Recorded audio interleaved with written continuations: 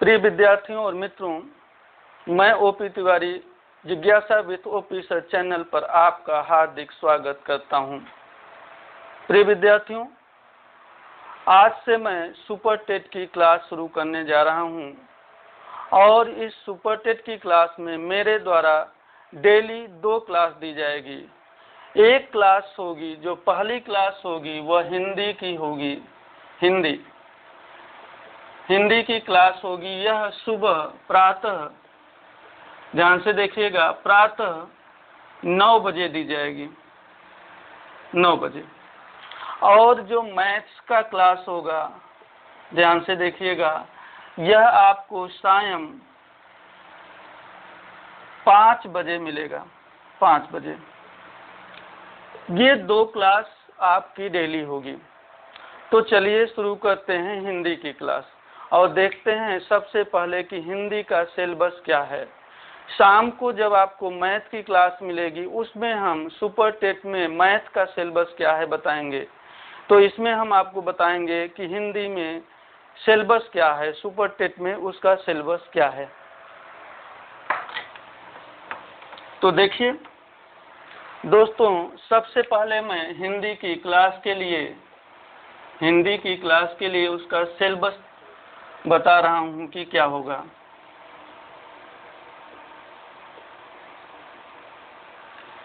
देखिए, सिलेबस की जो बात किया गया है सुपर टेट में, उसमें भाषा से कहा गया है कि 40 नंबर का भाषा आएगा। कितने नंबर का? 40 नंबर का। और इस भाषा के अंतर्गत क्या क्या पूछेगा, यह ध्यान से देखिएगा। एक तो आपकी हिंदी होगी, दूसरा आपका क्या होगा, संस्कृत होगा, और तीसरा होगा इंग्लिश, अंग्रेजी।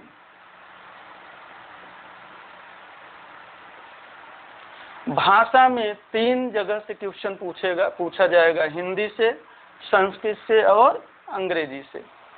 अब देखिए, जो हिंदी है, हिंदी से आपके मन में प्रश्न आता होगा कि यदि भाषा में कुल मिलाकर 40 नंबर का क्वेश्चन है, यानी 40 नंबर का प्रश्न आएगा, तो हिंदी से कितना आएगा।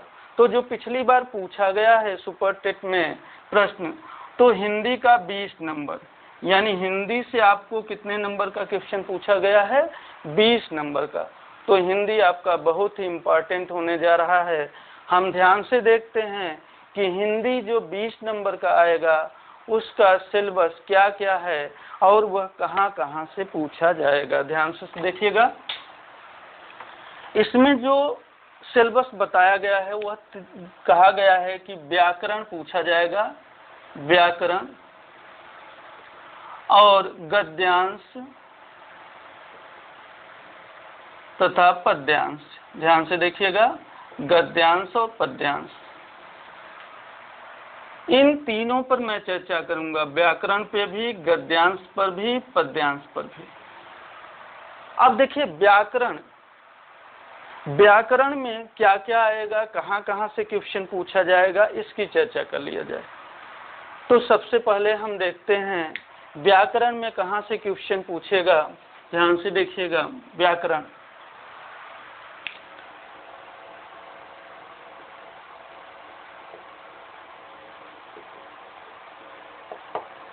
चलिए देखते हैं। पहला जो दिया गया है, वर्ण विचार।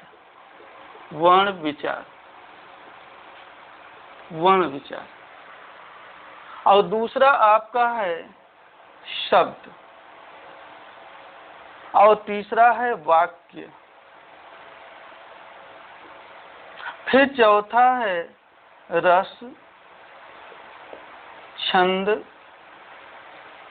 अलंकार। ध्यान से देखिएगा, रस, छंद और अलंकार। अब वर्ण विचार के अंतर्गत हम क्या क्या पढ़ेंगे। अभी पहला चैप्टर हमारा वर्ण विचार पर होगा। इसमें स्वर, व्यंजन सब कुछ बताया जाएगा। हम देखते हैं शब्द। ध्यान से देखिएगा, ये शब्द में एक शब्द विचार ही नहीं है। शब्द में आपको बहुत सारे सिलेबस हैं, जैसे तद्भव, तत्सम, देशज, विदेशज, संकर या संज्ञा, सर्वनाम, क्रिया, विशेषण, अव्यय, इसके अलावा जो 4 अव्यय हैं वो सब इसी के अंतर्गत पढ़े जाएंगे। लिंग, वचन, कारक, ये सब शब्द में आपके समाहित हो जाएंगे।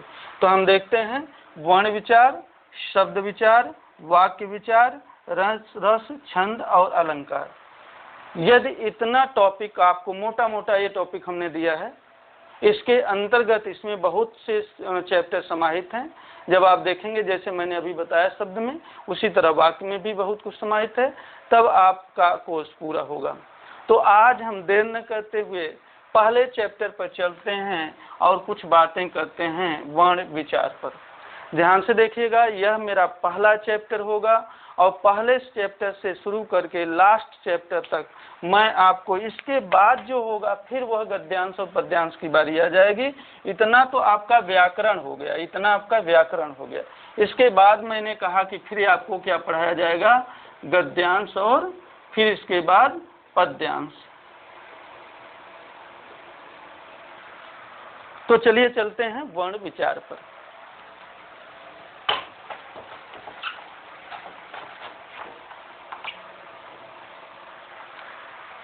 देखते हैं वर्ण विचार।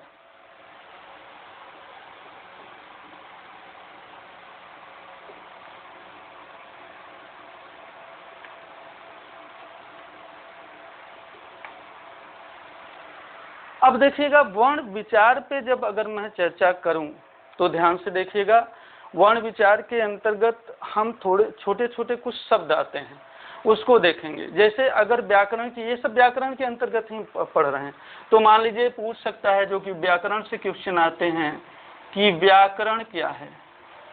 व्याकरण, अब हम व्याकरण में मुझसे क्या पूछेगा, व्याकरण में इसका संधि विच्छेद पूछ सकता है। तो ध्यान से देखिए, व्याकरण शब्द वि धन आ और धन करण से मिलकर बना है। किससे मिलकर बना है, वि आ और करण से। अब वी का अर्थ क्या होगा, वी यानी विशेष, विशेष। आ यानी करण यानी करना, ध्यान से देखिएगा, करना। और आ शब्द से हम ले सकते हैं प्रकार से, यहाँ इसका अर्थ लिया जा सकता है प्रकार से, यानी विशेष प्रकार से करना। अगर हम इसका शाब्दिक अर्थ लें तो क्या होगा, विशेष प्रकार से करना या समझना, विशेष प्रकार से करना या समझना। अब देखिए व्याकरण में हमने क्या कहा कि इसका शाब्दिक अर्थ होगा विशेष प्रकार से करना या समझना। अब अगर इसकी हम परिभाषा की बात करें, परिभाषा, तो क्या दिया जा सकता है, परिभाषा के अंतर्गत हम दे सकते हैं कि व्याकरण, ध्यान से सुनिएगा, हर बात को लिखना जरूरी नहीं है। व्याकरण वह विधा या रचना या संस्करण है जिसके द्वारा शुद्ध उच्चारण करने, शुद्ध लेखन करने और शुद्ध वाक्य प्रयोग करने का ज्ञान प्राप्त होता है। फिर से एक बार सुनिएगा, व्याकरण वह विधा, रचना या संस्करण है जिसके द्वारा शुद्ध लेखन, शुद्ध उच्चारण और शुद्ध वाक्य प्रयोग करने का ज्ञान प्राप्त होता है। तो व्याकरण आपने समझ लिया। अब इसके बाद हम बात करेंगे इसमें जैसे भाषा, क्योंकि देखिए वर्ण विचार को शुरू करने के लिए कुछ आपको विशेष प्रकार से कुछ चीजें और भी जाननी होगी। यह वर्ण आया कहाँ से, क्यों हम वर्ण पे सीधे आ गए। हमारे सिलेबस में वर्ण विचार है इसलिए हम वर्ण विचार पे आ गए, लेकिन वर्ण विचार क्या है, वर्ण है, शब्द है, वाक्य है, कहाँ का है, कहाँ से आया है। तो ध्यान से देखते हैं, आप जानते हैं भाषा, एक शब्द है भाषा। अगर हम भाषा की बात करें तो भाषा को समझ लेते हैं। भाषा क्या है, भाषा भाष धातु से आया है। ध्यान से देखिए, संस्कृत के भाष शब्द से बना है, संस्कृत के भाष शब्द से बना है, भाष धातु से, संस्कृत के भाष धातु से बना है। अब देखिएगा, अगर हम भाषा को समझने का प्रयास करें तो इसको समझिएगा, भाषा क्या है। जैसे मान लीजिए दो व्यक्ति हैं, एक ए है और एक बी है। एक व्यक्ति है ए और दूसरा व्यक्ति है बी। अब बताइए, यदि ए बी को कुछ कहना चाहता है या बी ए से कुछ कहना चाहता है, यानी ए कहेगा बी से कुछ भी, तो वह किसी माध्यम या साधन से कहेगा, यह किसी साधन के द्वारा कहेगा, कोई साधन होगा या माध्यम होगा, उसी के द्वारा अपनी बात को रखेगा। तो वह साधन या माध्यम क्या होगा? वह भाषा ही होगा। क्या होगा? भाषा। यानी हम अगर इससे परिभाषा निकालने का प्रयास करें तो क्या होगा कि वह साधन या माध्यम, वह माध्यम या साधन जिसके द्वारा विचारों का आदान प्रदान किया जाता है, वह माध्यम या साधन जिसके द्वारा विचारों का आदान प्रदान किया जाता है, वही भाषा है, वही भाषा है। क्लियर हो गया? तो ध्यान से देखिए, भाषा हो गया, आपने भाषा समझ लिया। अब भाषा को ये समझिए कि देखिए, मैं आपको भाषा, बोली, अभी ये सब नहीं पढ़ाने वाला हूँ। मैं केवल वर्ण विचार पर आने के लिए भाषा की कुछ चर्चा किया है, क्योंकि पीछे का जब तक आपको चर्चा न की जाए तब तक आप कैसे समझेंगे कि वर्ण पे हम कैसे आ गए। तो ध्यान से देखिएगा, भाषा को आपने समझ लिया। भाषा किसे कहते हैं? वह माध्यम या साधन जिसके द्वारा विचारों का आदान प्रदान किया जाता है, उसे भाषा कहते हैं। एक लाइन में सीधे सीधे। अब देखते हैं कि भाषा के अंग या हम कह लें अवयव या हम कह लें इकाई। अगर हम कहें भाषा के अंग, अवयव या इकाई कुल कितने हैं, तो भाषा के अंग, अवयव या इकाई, थोड़ा सा इधर लिखते हैं, नहीं तो आपको दिखेगा नहीं, ध्यान से देखिएगा। यहाँ से भाषा के अंग, अवयव या इकाई, कुछ भी हम सब तीनों में से कुछ भी बोल सकते हैं। तो कितने होते हैं? 3 होते हैं। देखिए, अभी मैं बताया ना, वर्ण। पहला क्या होगा? वर्ण। दूसरा होगा शब्द और तीसरा होगा वाक्य। अब आपको बात समझ में आ गई होगी। अगर पूरा का पूरा व्याकरण को अगर समाहित करिए तो देखिए, भाषा के अंग, अवयव या इकाई ही हैं। वर्ण विचार, शब्द विचार, वाक्य विचार। शब्द के अंतर्गत मैंने एक लंबी श्रृंखला आपको बताई है कि शब्द में कितना पढ़ना पड़ेगा। तो कहने का मतलब हम वर्ण पे ध्यान से देखिएगा। अब यहीं से पहली बात तो जब हम शुरुआत करते हैं कि भाषा के अंग, अवयव या इकाई कुल कितने हैं, तो 3 हैं। कौन कौन से हैं? वर्ण, शब्द और वाक्य। यहीं से कई क्वेश्चन बन जाते हैं। कई बार आपके टेट में, सी टेट में या आपके सुपर टेट में यहाँ से क्वेश्चन, यही नहीं, और भी कई एग्जामों में, जैसे यूपी, PSI, सब में, लेखपाल, सभी में यहाँ से बहुत सारे क्वेश्चन आते हैं। देखते हैं कितने क्वेश्चन कौन कौन यहाँ से बनेगा। बस इतना ही आप जान लें, ध्यान से देखिएगा। अब इसमें हाँ एक बात और है, अगर हम कह दें कि सबसे छोटी इकाई, तो वर्ण सबसे छोटी इकाई है। क्या है? सबसे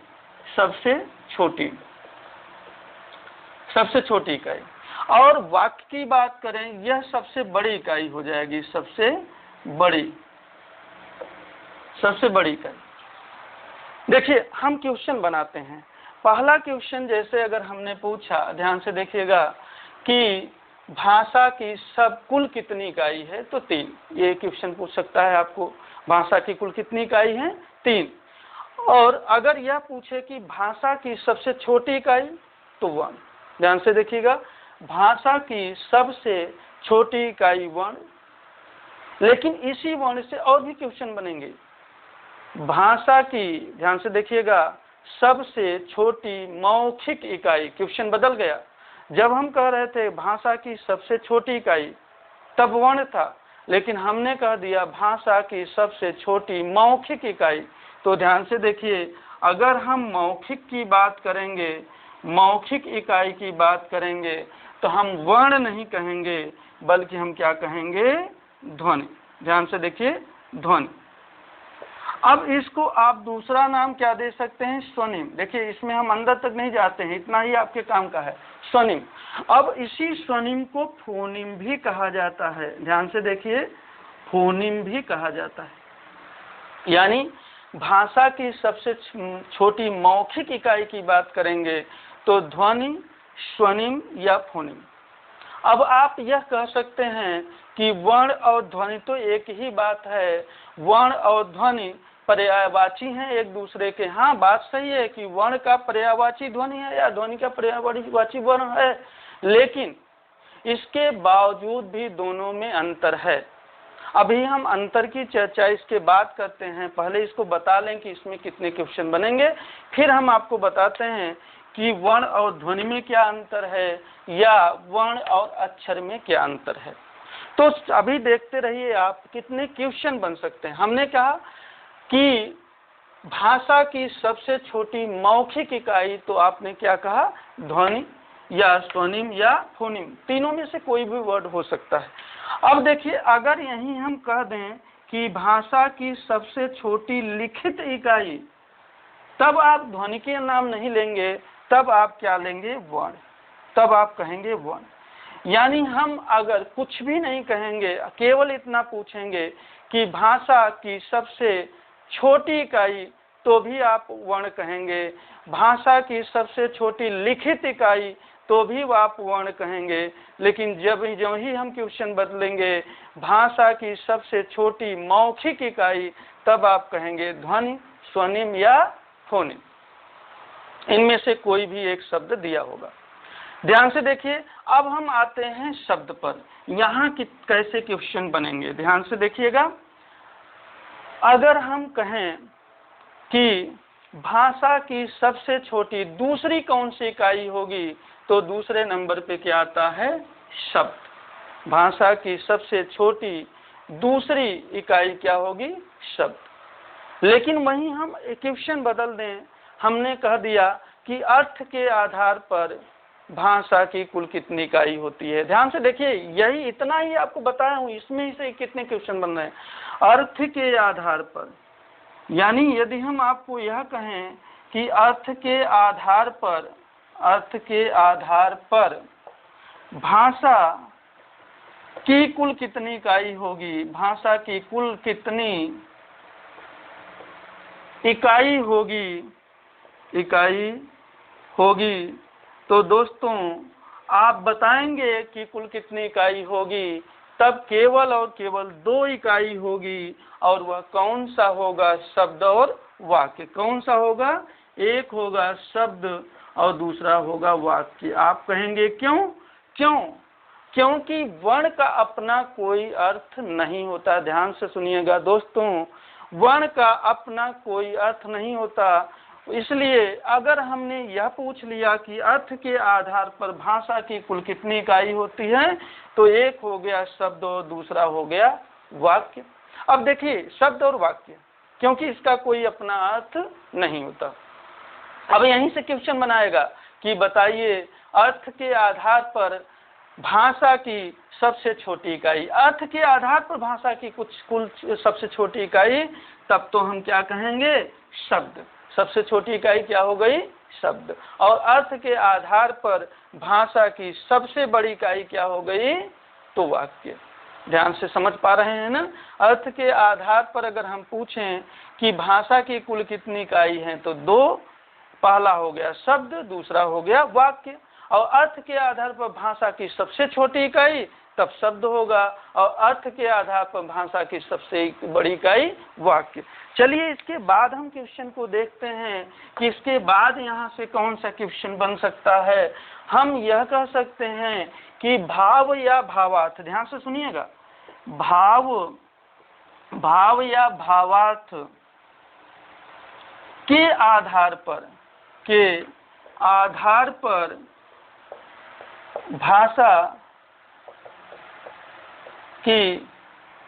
भाषा की सबसे छोटी इकाई क्या होगी। अब देखिए भाव या भावार्थ के आधार पर कहेंगे तो कुल एक ही इकाई होती है, वो है वाक्य। तो हम चाहे छोटी इकाई बोलें और हम चाहे सबसे बड़ी इकाई बोल दें, ध्यान से देखिए, बड़ी इकाई बोल दें, बड़ी इकाई, दोनों का एक ही उत्तर होगा और वह उत्तर क्या होगा, वाक्य। जब एक ही होगा तो चाहे छोटी बोलें चाहे बड़ी बोलें, क्या होगा, वही होगा, वाक्य। यानी इसका ध्यान से देखिए, भाव या भावार्थ, तो भाव हम किसका निकालते हैं, भाव का अर्थ कब कहाँ के, वो शब्द का थोड़ी निकालते हैं, वाक्य का निकालते हैं। तो ध्यान से देखिएगा, यानी हमने बताया भाषा के अंग, अवयव या इकाई कुल कितने हैं, 3 हैं। और यहीं से आपके कई क्वेश्चन बन गए कि भाषा या ध्यान से देखिए, भाषा के अंग, अवयव या इकाई पर अगर हमने पूछा कुल कितनी है तो आपने बताया 3, और इतने क्वेश्चन आपको बन गए।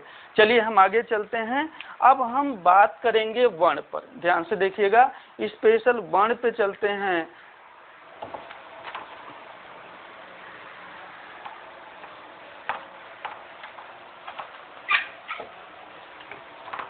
ये देखिए आपका ये लेक्चर 1 चल रहा है। इसके अंतर्गत चूंकि यहाँ पे हमने आपको सिलेबस भी बताया और यहाँ पे कुछ आपको अभी सामान्य परिचय करा रहा हूँ। वर्ण विचार पढ़ाने के लिए जो उसका सामान्य परिचय कराना वह बहुत आवश्यक है दोस्तों। अगर मैं सीधे वर्ण पे आ जाऊँ और बताऊँ कि वर्ण कुल कितने होते हैं और वर्ण के कितने कितने भाग होते हैं, कितने भेद होते हैं, और फिर बताना शुरू कर दूंगा तो इसके पीछे की बात आप कैसे जानेंगे। तो ध्यान से देखिएगा, अब हम शुरू करेंगे वर्ण। अब यहाँ हम शुरू करेंगे वर्ण, और यहाँ वर्ण में ध्यान से देखिएगा, वर्ण के अब अगर हम भेद बताएंगे कि वर्ण के भेद कितने हैं, तो सबसे पहले देखिए 2 भेद होते हैं, स्वर और व्यंजन। अच्छा, अगर पहले तो ये ध्यान से देखिएगा, स्वर और व्यंजन, इसकी हम अभी चर्चा करेंगे। लेकिन सबसे पहले मुझे ये बताइए कि वर्ण क्या होता है, वर्ण क्या है, वर्ण किसे कहते हैं। यानी वह शब्द, ध्यान से देखिएगा, शब्द का वह खंड जिसे पुनः खंड खंड नहीं किया जा सकता, वही क्या है, वर्ण है।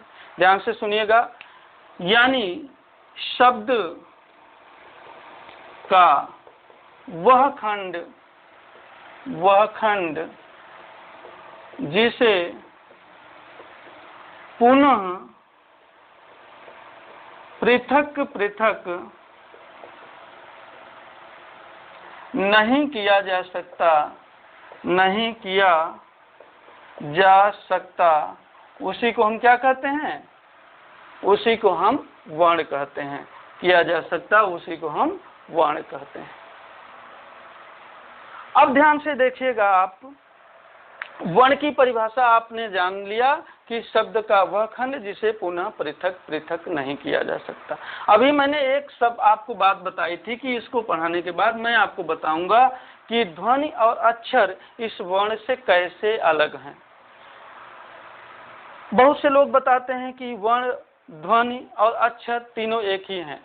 नहीं, देखिए पर्यायवाची हो सकते हैं लेकिन एक ही नहीं, कुछ अंतर है। जैसे आप बताइए, अगर मैं एक बात कहूं आपसे, जल और पानी, जल और पानी, आप कहेंगे दोनों बात तो एक ही है, जल और पानी एक दूसरे का पर्यायवाची है, लेकिन फिर भी अंतर है। और क्या अंतर है मैं आपको बताता हूं, ध्यान से देखिए।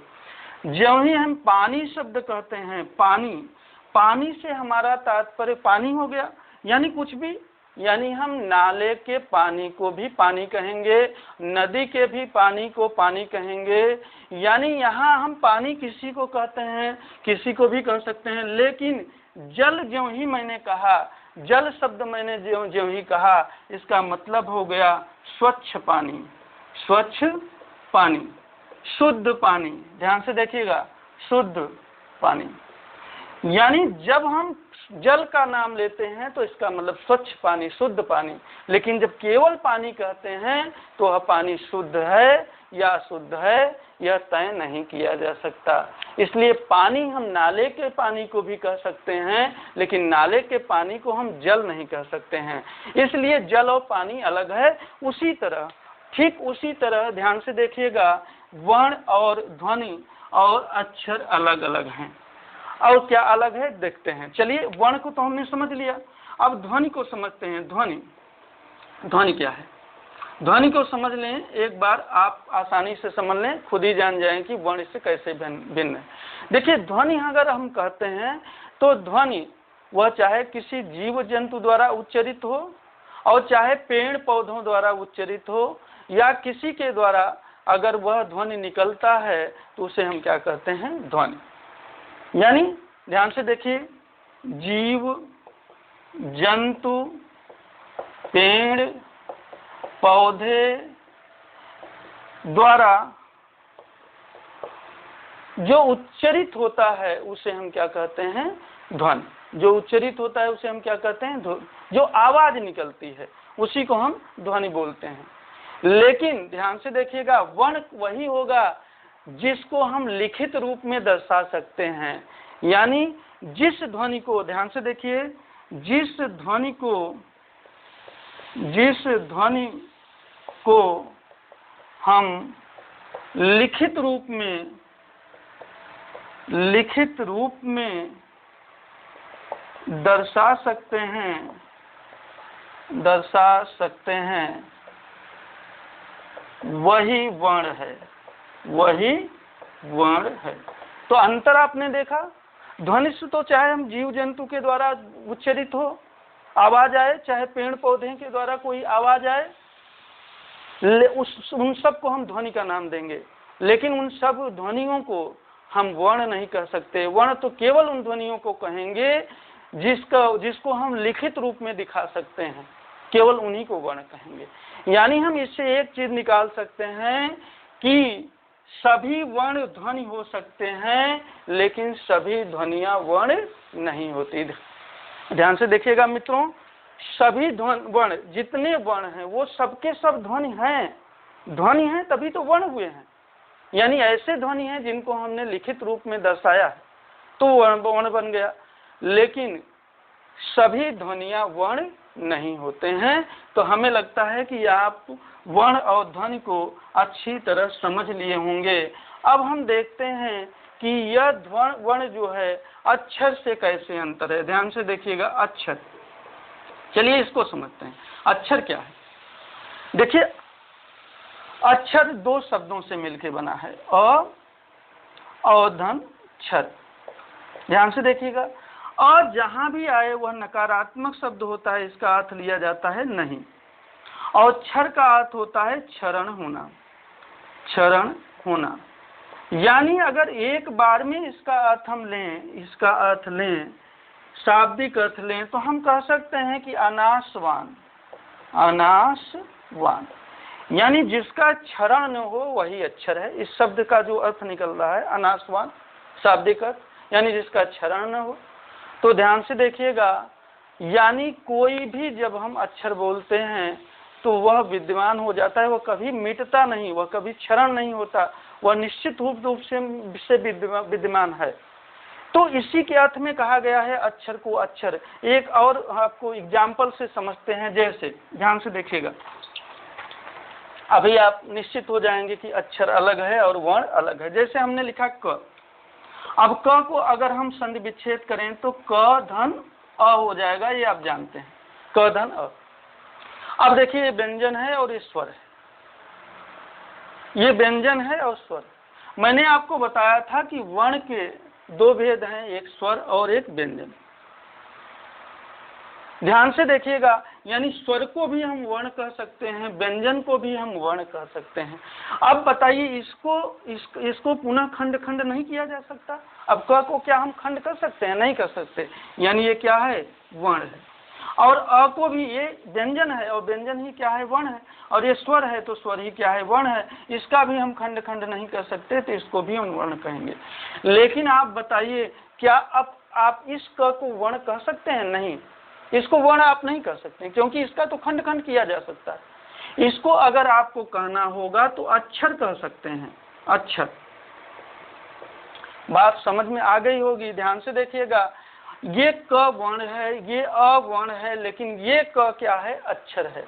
अब ध्यान से देखिए, इन दोनों वर्णों को हम अक्षर कह सकते हैं, यानी वर्ण को अक्षर कहा जा सकता है, लेकिन अक्षर को ध्वनि को वर्ण नहीं कहा जा सकता। ध्यान से देखिएगा, सभी वर्ण, जितने वर्ण हैं वो अक्षर हैं, लेकिन प्रत्येक अक्षर वर्ण नहीं होता। अब आपको यह भी समझ में आ गया होगा कि वर्ण से वर्ण क्या है, ध्वनि क्या है और अक्षर क्या है। पर्यायवाची तो ये तीनों हैं, लेकिन फिर भी कुछ न कुछ भिन्नता है, और आप इसको भली भांति समझ गए होंगे।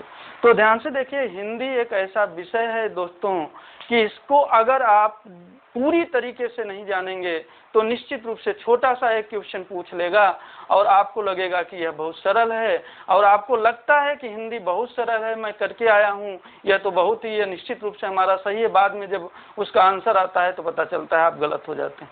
तो इसलिए इसको भली बात जानिएगा। चलिए, मैंने आपको यहाँ से समझा दिया। अब हम चलते हैं वर्ण के भेद के बारे में। लेकिन ध्यान से देखिएगा, अभी मैं वर्ण के भेद की चर्चा करूंगा।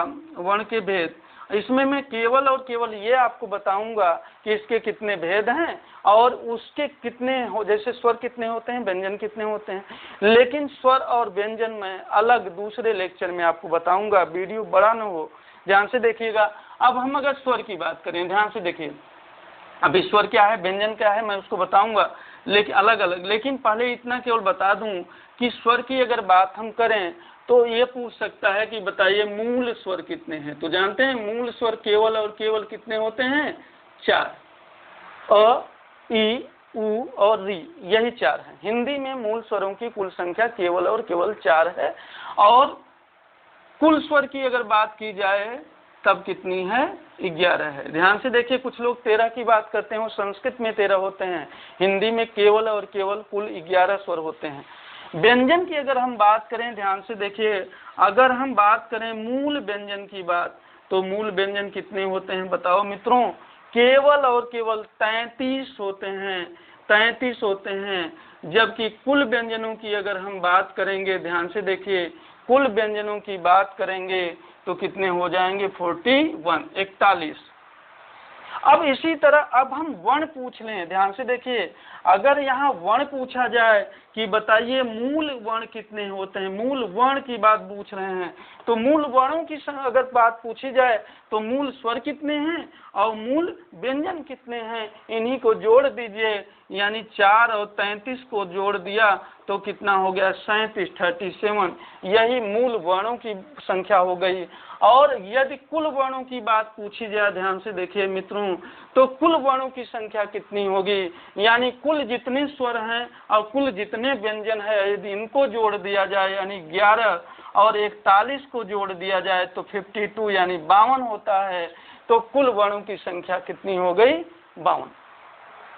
देखिए, इसके बाद मैं स्वर और व्यंजन की अलग अलग चर्चा करूंगा। स्वर क्या होते हैं, स्वर के कितने भेद और कौन कौन से किस आधार पर हम भेद कर सकते हैं, उन सब की चर्चा करूंगा। दूसरे चैप्टर में हम स्वर की चर्चा करेंगे और तीसरे लेक्चर में हम व्यंजन की चर्चा करेंगे। तो इसके साथ ही आज का लेक्चर समाप्त करता हूं। धन्यवाद।